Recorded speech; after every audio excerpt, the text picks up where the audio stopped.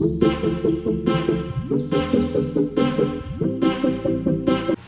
दोस्तों, मैं अमरदीप कादियान। नमस्ते, प्रणाम, सलाम वालेकुम, सत श्री अकाल, जय मसीह की, राम राम जी, जय माता जी। दोस्तों, आपका स्वागत है मेरे यूट्यूब चैनल डिसेंट एडवाइस में। दोस्तों, आज हम बात करेंगे जो माननीय सुप्रीम कोर्ट में केस गया हुआ था, ब्याज पे ब्याज जो लगा है उसके रिगार्डिंग और मोरेटोरियम के रिगार्डिंग। आज उसमें सुनवाई हुई, उसमें क्या क्या हुआ।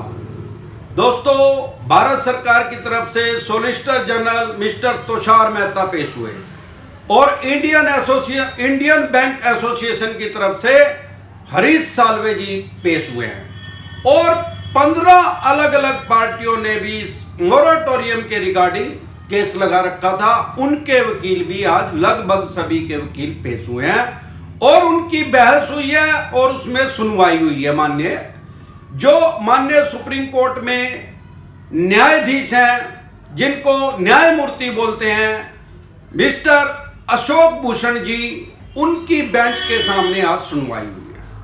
दोस्तों, जो सॉलिसिटर हैं, हमारे देश के सबसे बड़े सरकारी वकील हैं, उन्होंने तो वही बात कही है कि भाई आज की डेट में हमारे देश के जो बैंक है और जो भारत सरकार है, मोरेटोरियम को आगे एक्सटेंड करने की स्थिति में नहीं है। और जो इंडियन बैंक एसोसिएशन की तरफ से पेश हुए हैं मिस्टर हरीश साल्वे, जो उनके एडवोकेट है, उन्होंने कोर्ट से ये रिक्वेस्ट की है माननीय सुप्रीम कोर्ट से कि जो एनपीए पे रोक लगी हुई है, अंतरिम राहत जो दी हुई है, उस पे ये समझने योग्य बात है कि एनपीए के ऊपर कोई स्टे नहीं लगा हुआ सुप्रीम कोर्ट की तरफ से, वो सिर्फ अंतरिम राहत दी हुई है। उनकी तरफ से ये आर्गुमेंट किए गए कि जो एनपीए से रोक है उसको हटा दिया जाए ताकि बैंक या एनबीएफसी कंपनी अपना पैसा कवर कर सके। ये उनकी तरफ से दलील दी गई।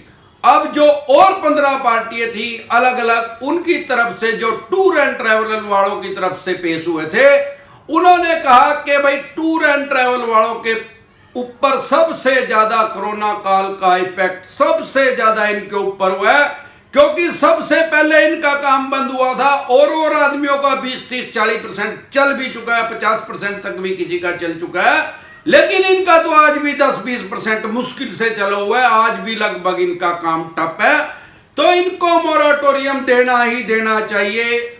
माननीय सुप्रीम कोर्ट से ये रिक्वेस्ट की कि आदेश दिए जाएं कि इसको, इस सेगमेंट को, टूर एंड ट्रैवल को कम से कम 2 साल के लिए मोरेटोरियम दिया जाए।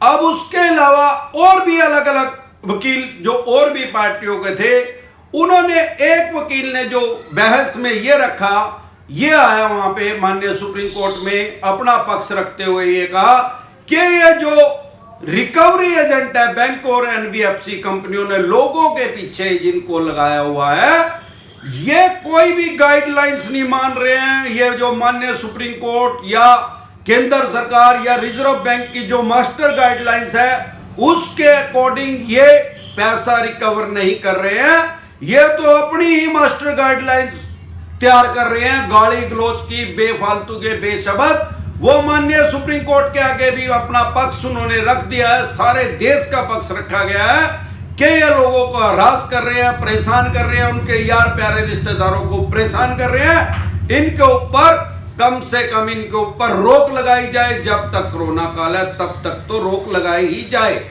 अब सवाल यह आता है कि ये सारी बहस सुनने के बाद, क्योंकि फिर शाम हो गई, अब इतने ज्यादा वकील हैं और इतना बड़ा मैटर है, क्योंकि इससे सारा देश जुड़ा हुआ है, आम और खास आदमी जुड़े हुए हैं। अब क्योंकि एनपीए पे रोक लगी हुई है, बहुत से कमेंट मेरे पास ऐसे भी आते हैं कि भाई साहब इस ड्यूरेशन में भी मेरा केस एनपीए में डाल दिया गया। तो आप सबसे पहले ये समझें, माननीय सुप्रीम कोर्ट से एनपीए पे रोक लगी हुई है, तो कोई भी बैंक या एनबीएफसी कंपनी, मैं ये नहीं समझता कि वो इतना बड़ा पागलपन करेंगे कि माननीय सुप्रीम कोर्ट के जो आदेश है उनको तोड़ेंगे। अगर उनको तोड़ेंगे तो भाई साहब उनका लाइसेंस ही कैंसिल हो जाएगा, तो वो सड़क पे ही आ जाएंगे। मुझे नहीं लगता। हाँ, आपके समझने में फर्क हो सकता है, क्योंकि माननीय सुप्रीम कोर्ट में 1 मार्च से लेके अगर आज तक भी आपकी किस्त नहीं गई हुई तो एनपीए पे माननीय सुप्रीम कोर्ट से रोक लगी हुई है, तो ये आपका केस एनपीए में नहीं डाल सकते। NPA means non profit asset, मतलब ऐसा पैसा जो बैंक या एनबीएफसी कंपनी को कमाई करके नहीं दे रहा, उसके बचत में नहीं जा रहा, रुक गया वहां पे उसका पैसा। जब तक कोई भी केस आपका, चाहे पर्सनल लोन है, चाहे बिजनेस लोन है, होम लोन है, क्रेडिट कार्ड का है, गाड़ी का है, घर का है, होम लोन है, लैप है, लोन अगेंस्ट प्रॉपर्टी है, किसी भी तरह का आपका लोन है, जब तक वो एनपीए में नहीं जाएगा, कोई भी बैंक या एनबीएफसी कंपनी आपके ऊपर कोर्ट में दीवानी का भी मुकदमा, सिविल का भी दायर नहीं कर सकती।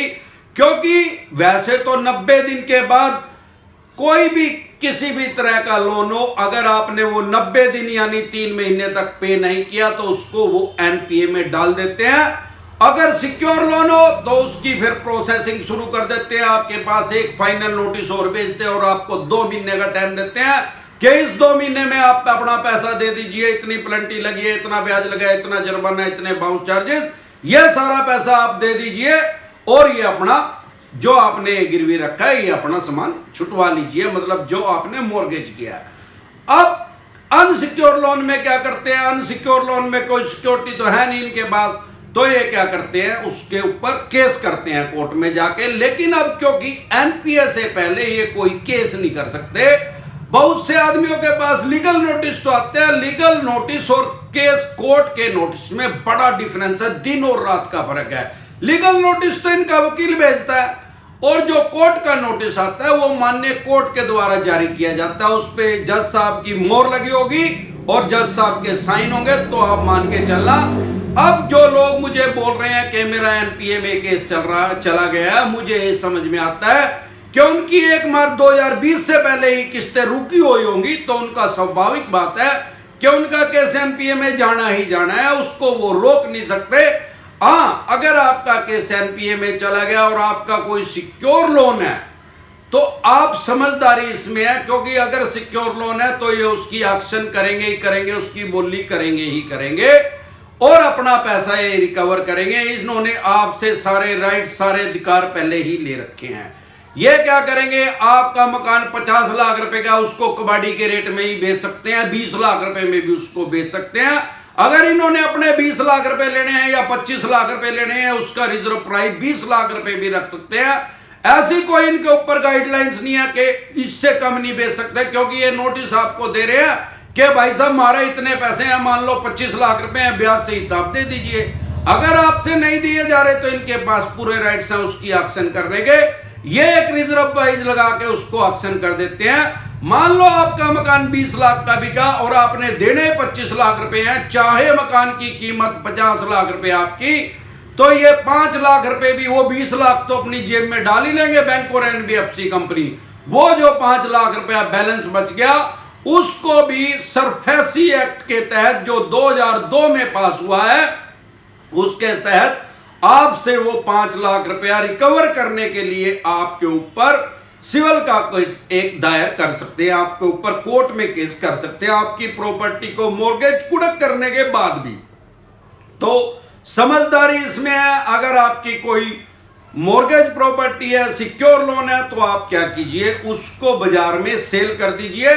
अगर वो 50 लाख रुपए की है तो 40 की बिक जाएगी, अरे 35 की तो बिकी जाएगी भाई। उसको सेल करके इनके 25 लाख रुपए दे दीजिए और 10 लाख रुपए अपनी जेब में डाल लीजिए।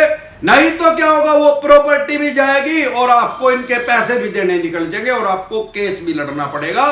तो अभी होपफुली के नेक्स्ट डेट पे शायद कोई फाइनल डिसीजन माननीय सुप्रीम कोर्ट का आ जाए। आज तारीख लग गई है बुधवार की, 2 तारीख लग गई है 2 दिसंबर की। मुझे लगता है 1-2 तारीख अगर और लगी तो दिसंबर तो न चला ही जाएगा, तो फिर हैप्पी न्यू ईयर ही होएगा। फिर देखते हैं लोगों के साथ, आम और खास आदमी के साथ क्या होता है। आज के लिए बस इतना ही, कल फिर मिलते हैं एक नए टॉपिक के साथ। तब तक के लिए आप मेरे चैनल पे अपना प्यार और आशीर्वाद बनाए रखें। वीडियो अच्छी लगी हो तो प्लीज लाइक करें, शेयर करें, सब्सक्राइब करें और बेल आइकन का बटन दबाना ना भूलें। नमस्कार।